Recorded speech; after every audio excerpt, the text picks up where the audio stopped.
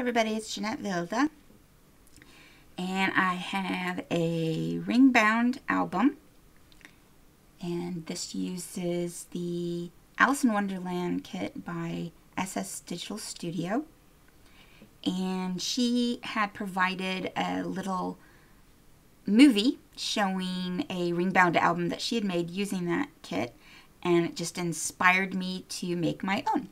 So this is my version.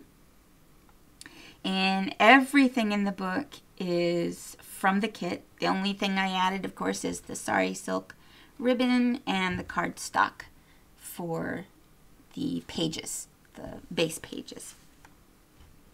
And the front and back cover is just, it's thin chipboard, probably lightweight chipboard, not medium, but pretty lightweight. So it's a little bendy, but what I do is just add a layer of cardstock on both sides, and then on the front I also added this background paper too. It gives it a little stability, plus it's pretty. The kit is designed to allow you to make a folded journal. So the pages are provided such that they're horizontal with a line where you know you can fold to make a journal. But there's also some background papers that you can use, and I use those for the backgrounds of all my pages. And obviously, since I have a ring bound, I didn't fold the pages, and instead what I did was I printed the journal pages that are provided 2 to a page. So in other words, if you are just looking at the individual squares, you've got 1, 2, 3, 4. 2 sets of pages that could be folded. And what that did was, of course, it shrinks them down. So for instance, this image here is from one of the journal pages that could be folded. And you can see it's definitely smaller. So printing it that way gives me small elements, and I was able to use them throughout as if they were journal cards.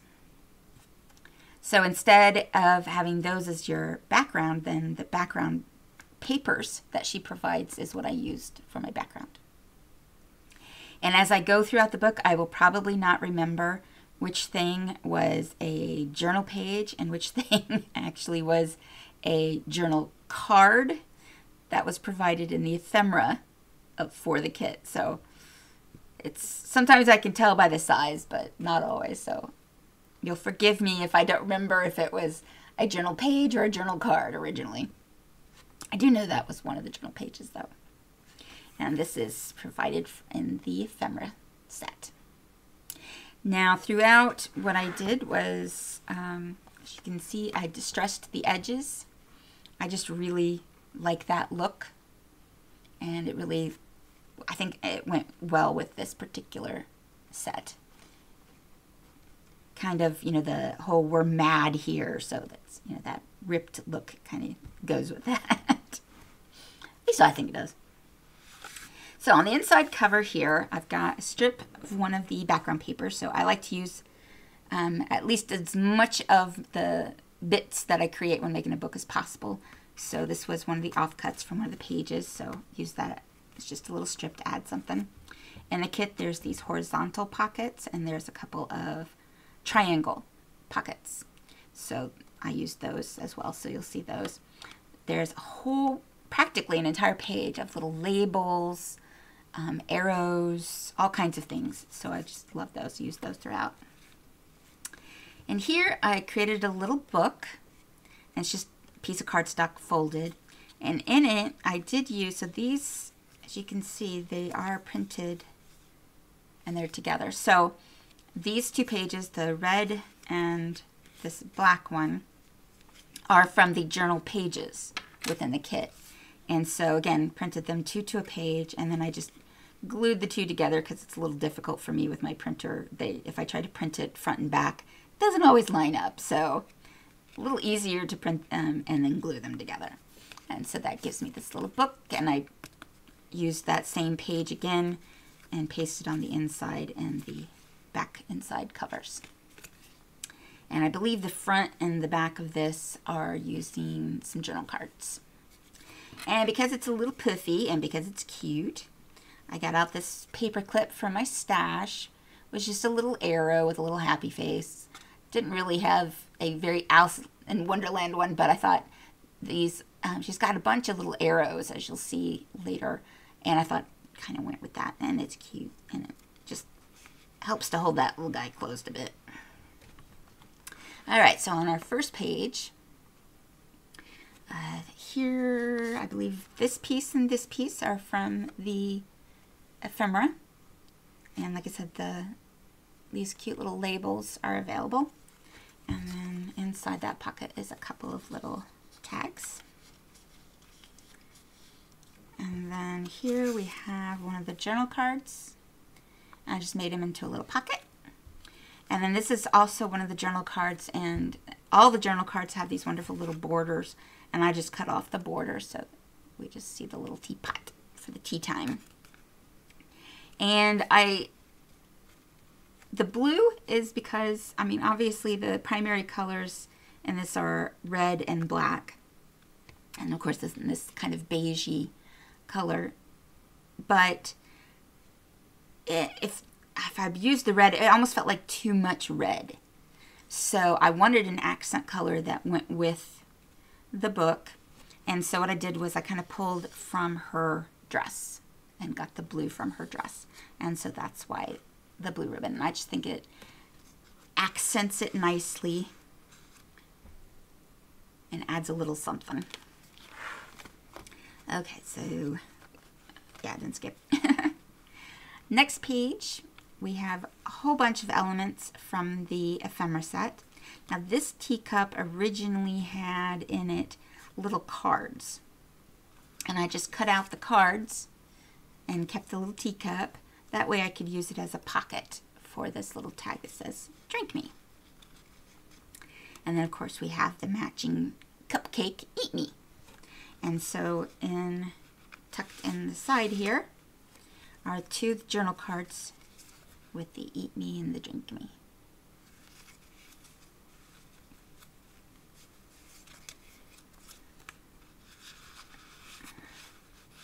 And these were also teacups, but my fussy cutting, and I do enjoy fussy cutting, but sometimes I don't like to desperately try to get intricate pieces. And so sometimes I just make my life easier for myself, and so I just cut off all the little handles. They still look, you know, you could call them bowls or teacups. They still look pretty good. So just know when you're fussy cutting, you don't always have to stick with, you know, leave in all those elements. If you find fussy cutting difficult, just, you know, it doesn't need it. It looks really cute. And here, of course, I wanted that element on there to make the teacup. So I put my time and effort into this guy rather than trying to do the intricate cuts there. So you don't always have to be, you know, super duper good at your fussy cutting. Just do what you can do and it still looks good. Okay, so on this page, this is one of the corner piece pockets that is available. And like I said, there's a whole bunch of these really great little arrows. So I took a piece of cardstock, kind of made it like as if it's a pole, and put all the little arrows on there. And then one of the tabs, and then this other arrow kind of reads, "Follow me down the rabbit hole." I thought that was cute. Some leftover paper, again, from doing the backgrounds. Makes a nice little tag. And then one of the journal cards.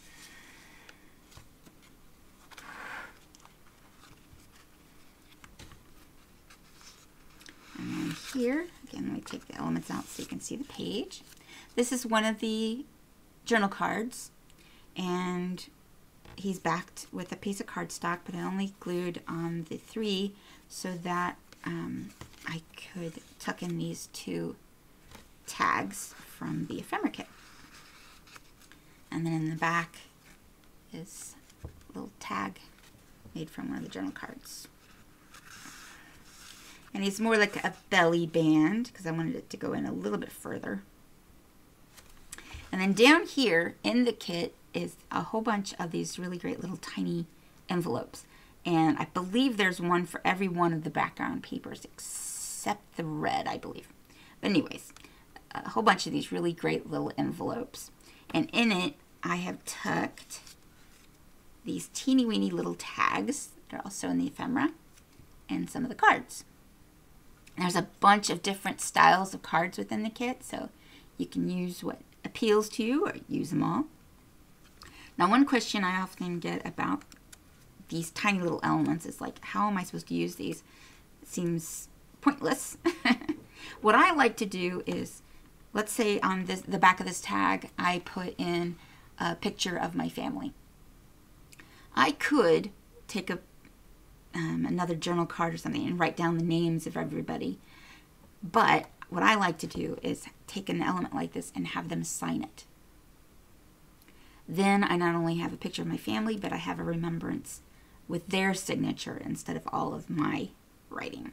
So that's how I often use these little guys. Say, hey, sign this. Okay, so on this page, let me take these little guys out. So this set of teacups is again in the ephemera page. And I just made little slots so I could put in these little tea bags. And this is simple. It's just a square or a rectangle of paper. And then I used corner chompers, but you can just use your scissors and chop off the corners. And then a little twine, and I just staple it. I think it looks fine. And then these two elements were in the Fussy Cut pages. And I thought they made cute little tabs for my tea bags. And these actually open up so you can write inside them on the outside, so you have lots of place to write something. And then they just tuck right into the teacups. And they can go either way, top, bottom, whatever you like. I just think that would look really cute. And then tucked in here, we have two of the journal cards for tea time.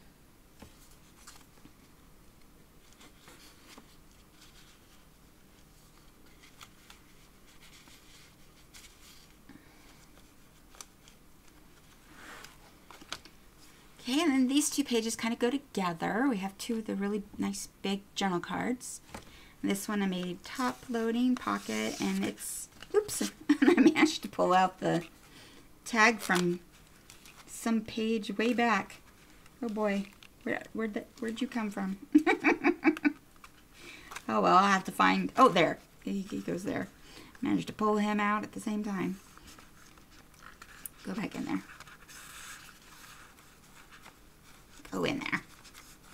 There we go. Okay, sorry about that. So again, this is one of the background pages. Throughout the book, I really just used it as elements throughout. I also used it as my tab reinforcers, or sorry, circle reinforcers. And it just makes a cute little tag. And then this other one is a side loader. And then here we have another of the journal cards. And I put them together, open the door, and this is the part of the story where she's following the rabbit and shrinking and growing and trying to get through the doors. And then here, I'll also stop and show you, I am a real lover of glaze pens. Sakura glaze pens, there's also some knockoff glaze pens that work just as well. They give a very, very subtle rise when you use them. They come out real thick, and by the word glaze, you can see that they're kind of shiny. So you see how that key has a little bit of a shine to it. So all I do is use the pen and just draw over the element. And I've used it throughout, so you might have seen a couple of things where they shine. But I thought that is the easiest one to see. It is very subtle. It's not like using glossy accents. It's definitely not as high as glossy accents. The other thing is that glossy accents has a tendency to flow in and out. So to trace over these little elements would be rather difficult to do with the glossy accents. So I love the glaze pens for doing that. Very subtle, so it doesn't overtake anything, but it works really nice. That's it. Oh yeah. Okay, so then we have another of the corner pockets. And here I just used a bunch of elements from the pages with all the clocks, and one of the labels, and a journal card. And then here we have a side pocket. And this was made with, again, one of the background papers that I had left over. And then this cute little dress is in the elements, the fussy cut elements. And again, I went over her cute little bow there with the glaze pens. And then we have a couple of journal cards. Okay, so then now we have this cute little pocket. Oh dear, oh dear.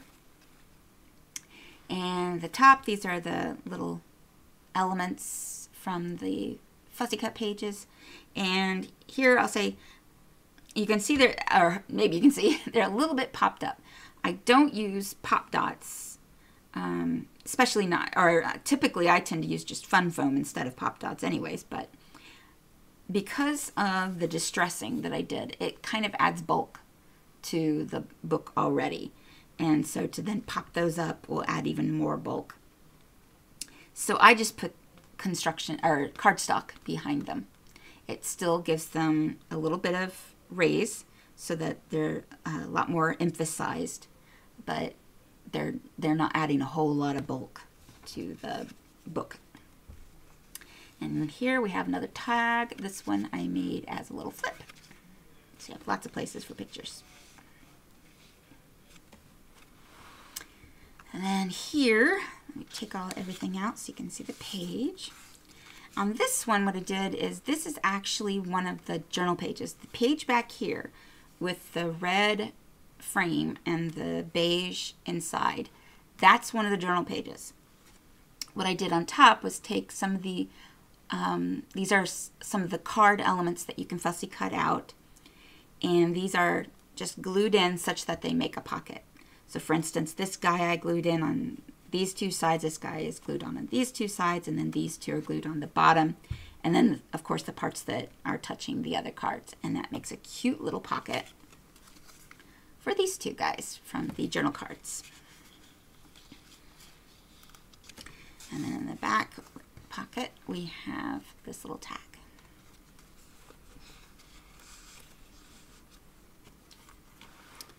And on the final page, we have a little belly band.